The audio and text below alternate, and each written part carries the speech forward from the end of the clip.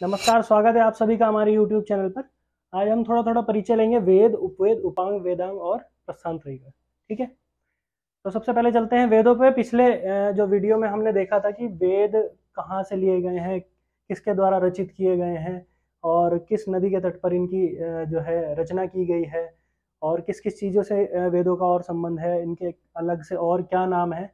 ये सभी बातें हमने पिछले वीडियो में डिस्क्राइब किए थे।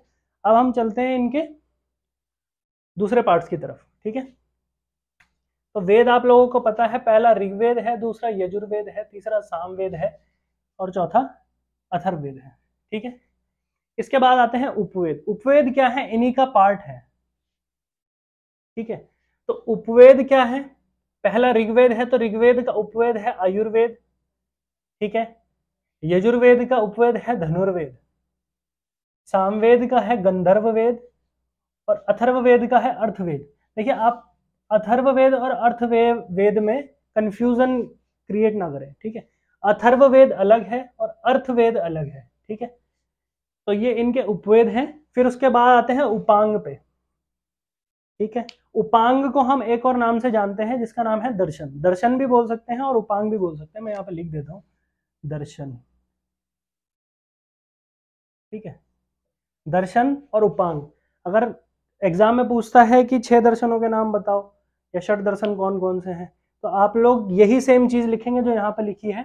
और अगर एग्जामिनर पूछता है कि उपांग कौन कौन से हैं, तो भी आप इन्हीं 6 का नाम लिखेंगे। ठीक है, तो उपांग का क्या नाम है? उपांग कितने हैं? पहले तो 1 2 3 4 5 6, 6 उपांग हैं। इसीलिए दर्शन भी 6 ही हैं और उपांग भी 6 ही हैं, इसीलिए इनको षट दर्शन बोला जाता है। ठीक है, दर्शन वैसे 3 और भी हैं, लेकिन ये जो है ये आस्तिक दर्शन है। आस्तिक मतलब जो भगवान में विश्वास रखते हैं या जो ईश्वर को मानते हैं, उनको आस्तिक बोला जाता है। ठीक है, जो वेदों में विश्वास रखते हैं, जो ईश्वर पे विश्वास रखते हैं, उनको आस्तिक बोला जाता है। और जो वेदों पे और ईश्वर पे विश्वास नहीं रखते हैं, उनको नास्तिक बोला जाता है। तो आस्तिक दर्शन कितने हैं? आस्तिक की दृष्टि से अगर देखेंगे तो 6 दर्शन आस्तिक हैं और 3 दर्शन नास्तिक हैं, जैन, बौद्ध और चारवाक दर्शन। ठीक है, वो हम बाद में पढ़ेंगे। तो उपांग है न्याय दर्शन, वैशेषिक दर्शन, योग दर्शन, सांख्य दर्शन, पूर्व मीमांसा और उत्तर मीमांसा। उत्तर मीमांसा को और ब्रह्म सूत्र भी बोलते हैं और वेदांत दर्शन भी बोलते हैं। ठीक है, वेदांत दर्शन कह लीजिए, वेदांत सूत्र कह लीजिए, ब्रह्म सूत्र कह लीजिए, उत्तर मीमांसा कह लीजिए, एक ही बात है। ठीक है, फिर उसके बाद आते हैं वेदांग पे। ठीक है, वेदांग कौन कौन से हैं? वेदांग है शिक्षा, कल्प, व्याकरण, निरुक्त, छंद और ज्योतिष। देखिए, वेदांगों का क्या महत्व है, वेदांग क्यों अलग से दिए गए हैं, वेदांगों का क्या महत्व है?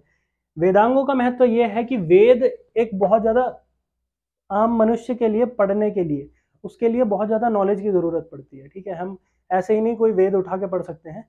ठीक है, तो वेदांग पढ़ने के लिए हमें किन किन चीजों की पहले जरूरत होगी? शिक्षा की, किसी अच्छे व्यक्ति से जो उस सब्जेक्ट के बारे में, जिसको आप पढ़ने जा रहे हैं या जिस वेद को आप पढ़ने जा रहे हैं, उसके बारे में जो आपको शिक्षा दे सके, उसकी शिक्षा की जरूरत है। ठीक है, फिर उसके बाद आता है कल्प। कल्प में आपको बहुत सारी चीजें देखने को मिल सकती हैं। ठीक है, कल्प जो है वो हस्तलेख से रिलेटेड है। ठीक है, और व्याकरण आपको पता है कि वर्णमाला जो है, संस्कृत का जो व्याकरण है वो सबसे जो है बृहद है। आज के टाइम में संस्कृत का जो व्याकरण है वो सबसे बड़ा व्याकरण माना जाता है। तो संस्कृत के व्याकरण की आपको नॉलेज होनी चाहिए और ऐसे ये 3 पार्ट और भी हैं जिनकी आपको नॉलेज होनी चाहिए। ठीक है, तो 6 पार्ट हैं कुल मिलाकर जिनकी आपको नॉलेज होना जरूरी है। किसके लिए? वेदों को पढ़ने के लिए। अगर आपको इन सब चीजों की नॉलेज नहीं है तो आपको वेद समझ में नहीं आएंगे, क्योंकि वेदों की जो लैंग्वेज है वो बहुत ज्यादा कॉम्प्लिकेटेड है, टिपिकल है, क्योंकि श्लोकों में लिखा गया है, संस्कृत है और हमसे बहुत ज्यादा जानकार लोगों ने लिखा है, इसलिए उसकी जो नॉलेज है वो बहुत ज्यादा डीप है। ठीक है, अगर एक एक शब्द लिखा गया है तो जो उस जगह के लिए अप्रोप्रिएट शब्द है वही वहां पर लिखा गया है। ठीक है, और जो उस कोटि का जो सबसे उच्चतम शब्द है वही वहां पर दिया गया है। तो उसको समझने के लिए हमको वेदांग पढ़ने बहुत जरूरी है। अब आते हैं प्रस्थान त्रयी पे।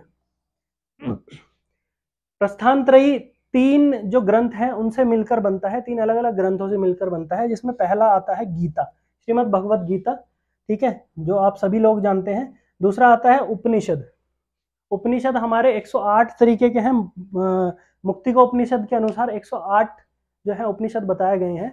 ठीक है, 108 में से हमारे जो सिलेबस में है वो लगभग 18 से 20 उपनिषद हैं।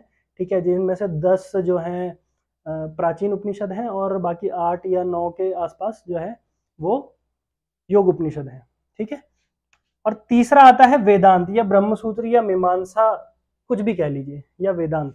ठीक है, तो इन तीनों का जो संपूर्ण रूप है, संपूर्ण रूप का मतलब है कि तीनों को जब हम एक साथ कंबाइन कर देते हैं तो इसको हम बोलते हैं प्रस्थान त्रयी।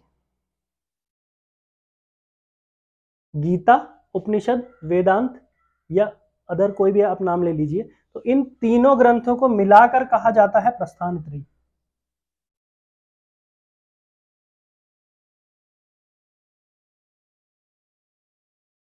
ठीक है, तो क्या क्या समझ में आया है? वेद 4 हैं। ठीक है, मैं लिख भी देता हूं यहाँ पे नंबर। वेद 4 हैं, उपवेद भी 4 हैं। ठीक है, इनको आपको सीरियल से याद करना है। ठीक है, उपांग या दर्शन कह लीजिए कितने हैं? 6 हैं। वेदांग कितने हैं? जब उपांग या दर्शन 6 हैं तो वेदांग भी 6 ही है। ठीक है, और प्रस्थान त्रयी कितने हैं? 3 हैं। ठीक है, तो ये है नंबरिंग। ये नंबरिंग्स भी आपको याद करनी जरूरी है और ये नाम भी आपको याद करने जरूरी है और इनको क्या क्या बोलते हैं ये याद करना भी आपके लिए बहुत ज़्यादा ज़रूरी है।